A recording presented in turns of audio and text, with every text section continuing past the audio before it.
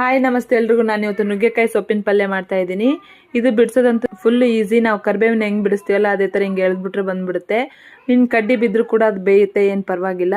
ಸ್ವಲ್ಪ ಎಣ್ಣೆ ಕಾಸಕ್ಕಿಟ್ಟು ಸಾಸಿವೆ, ಜೀರಿಗೆ, ಕರಿಬೇವು, ಈರುಳ್ಳಿ ಬೆಂದ ಮೇಲೆ ಆ ಸೊಪ್ಪು ಪಲ್ಯನ ಸ್ವಲ್ಪ ತೊಳೆದು ಎಣ್ಣೆಲಿ ಹಾಕಿದ್ರಾಯ್ತು. ಅದು ಹಾಗೆ ಒಂದು ಜಾರಲ್ಲಿ ಹುರಿದಿಟ್ಟಿರೋ ಶೇಂಗಾ, ಬೆಳ್ಳುಳ್ಳಿ, ಜೀರಿಗೆ, ಒಣಖಾರ ಹಾಕಿ ಅರ್ಧಂಬರ್ಧ ರುಬ್ಕೋಬೇಕು ಸ್ವಲ್ಪ ತರಿಯಾಗಿ.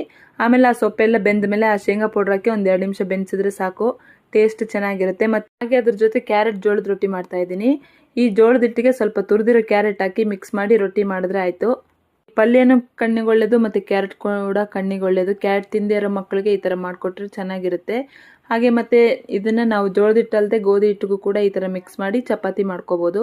ಸ್ನ್ಯಾಕ್ಸ್ಗೆ ಜಾಮೂನು ಹಣ್ಣುಗಳೆಲ್ಲ ಹಾಕಿಟ್ಟು ಆಷಾಢ ಶುಕ್ರವಾರ ಇದೆ ಅಂತೇಳಿ ಮಾರಿಕಾಂಬ ದೇವಸ್ಥಾನಕ್ಕೆ ಹೋಗಿದ್ವಿ.